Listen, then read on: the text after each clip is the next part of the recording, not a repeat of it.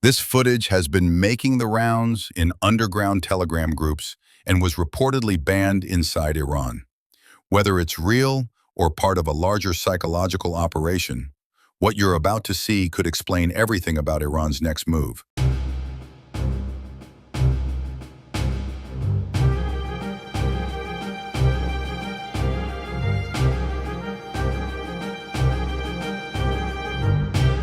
The Cold War has turned hot overnight. In the early hours of June 13th, Israel launched preemptive strikes on Iran. Multiple explosions were heard across Tehran, with online footage showing blasts lighting up the capital. But the fire that started in the city didn't stop there. Additional explosions occurred in Isfahan, Tabriz, Kermanshah, Hamadan, Qom, and Piranshah, cities that host nuclear, military, or strategic sites. Separate strikes also hit the Natanz nuclear site, the Arak heavy water reactor, and the Parchin military complex. Satellite imagery, for instance, shows considerable but likely superficial damage at Natanz. Either way, the initial 24 hours have been nothing short of a disaster for the Iranians. Israeli jets are flying almost uncontested over Iranian airspace. Mossad operatives are roaming freely, launching drones and anti-tank guided missiles at key Iranian systems, all while Hezbollah remains on the sidelines. Already, multiple senior nuclear scientists and high-ranking military leaders have been killed. As was bound to happen, Iran responded harshly and launched waves of loitering munitions and ballistic missiles at Israel. Most of these were intercepted in the air, but some made it through. Tel Aviv was hit multiple times, and significant damage has been reported at Israel's Central Military Command Center. What we're seeing is unlike anything the region has witnessed before. The firepower unleashed makes Hezbollah and Hamas rockets look like toys by comparison. Meanwhile, Netanyahu has urged Israeli citizens to prepare for a prolonged conflict. And so it begins. When sirens replace speeches, war is no longer coming. It has arrived. In the immediate aftermath, Iran launched more than 100 drones toward Israel and vowed further retaliation. For its part, America has chosen not to intervene. US Secretary of State Marco Rubio insists the US had no role in the attacks, while President Trump is urging Iran to make a deal or face even more brutal attacks. This may well be a good cop, bad cop negotiating tactic. Around 260 media outlets reported on this story, most of them right-leaning. This is also how governments negotiate when they try to talk without saying things directly. They employ the media. But even so, reaching a deal now will be difficult. Among the casualties is Ali Shamkhani, a close confidant of the supreme leader and Iran's chief nuclear negotiator. As of this time, the full extent of Israel's attack on Iran is still unknown. The initial strikes appear to have targeted radars, air defenses, aircraft, and control towers, which paves the way for follow-up attacks on secondary sites. Israel's attention will now turn to the secondary targets of strategic and economic nature, such as ports, refineries, and missile factories. The Israeli military said as much when it described the operation as the first stage, signaling that more attacks could follow in the next few days, if not weeks. But even if Israel's next wave of attacks is tactically successful, dismantling Iran's nuclear program entirely would require direct American involvement. Without US involvement, Israel can't do it. At best, they might delay Iran's progress by 1 to 2 years. At worst, the strikes could backfire, prompting Iran to rapidly assemble a crude nuclear device as a deterrent against future attacks. Though Israel claims its goal is to take out Iran's nuclear program and prevent it from building a nuclear bomb, its actions suggest a deeper objective: regime change. All the Israeli attacks have so far targeted IRGC officials while avoiding the leadership of Iran's regular armed forces, which may be a calculated attempt at divide and rule. You see, the Revolutionary Guards and the regular military often operate at odds, with the IRGC holding dominance in both political and economic spheres.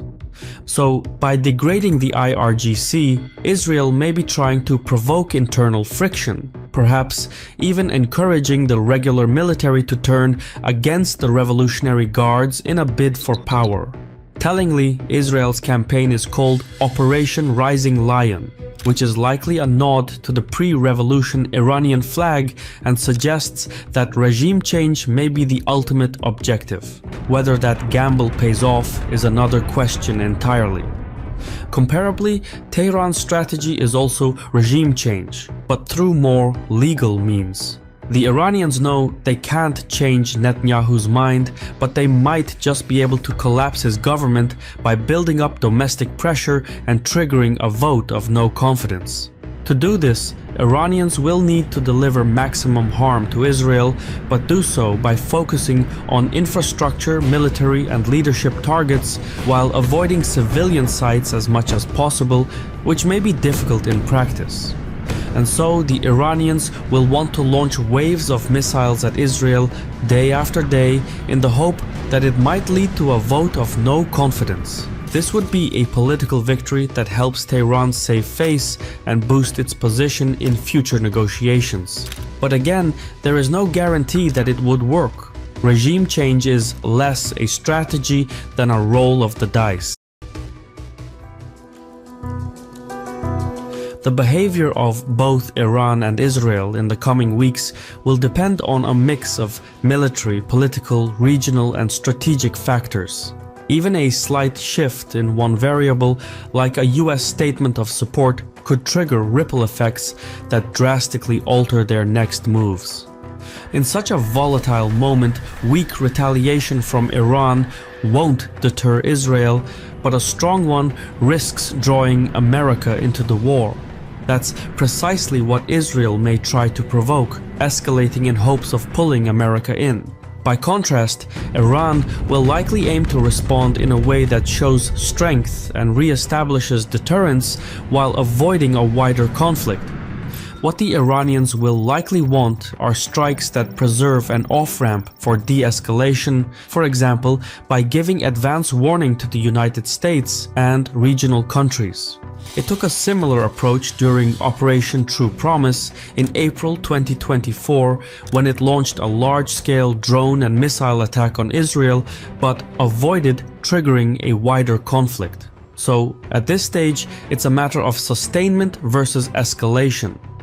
Israel may have deflected much of Iran's first few waves of attacks, but its stockpile of interceptors won't hold out forever. Iran can try to wear down Israeli defenses, fire enough missiles at enough targets, and some will inevitably get through. However, Iran will face attrition of its own. Drones are plentiful but relatively easy to shoot down. Ballistic missiles are far more destructive and harder to intercept, but they're not easily replaced. Iran is believed to have an arsenal of around 3,000 ballistic missiles. While not all have the range to reach Israel, enough could break through Israeli and US air defenses to inflict serious damage and force Netanyahu's political hand. So again, it comes down to a strategy of sustainment versus escalation. In years past, Iran wouldn't have relied solely on its missiles. Its first line of defense was its network of Arab proxies, specifically Hezbollah. But after a year of fighting with Israel, Hezbollah is now much weaker. Many of its leaders have been killed, and much of its hierarchy has been infiltrated by Mossad agents. Hezbollah still has a large missile and rocket arsenal, but using them now would be politically risky.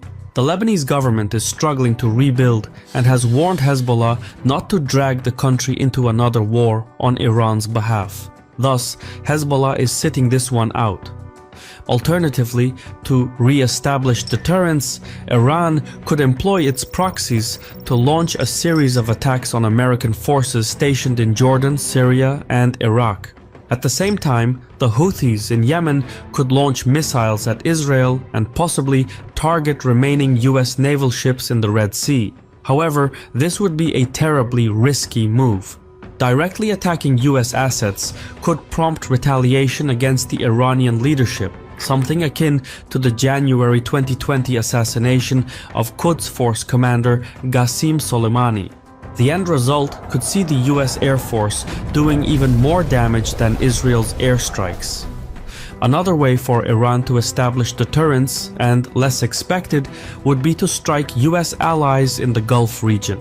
For example, Iran could use its proxies to attack oil facilities in Saudi Arabia like it did in 2019, or hit targets in the UAE as it did in 2022. Attacking the oil and gas infrastructure in the Gulf region, including ships passing through the Strait of Hormuz, would almost certainly cause oil prices to surge.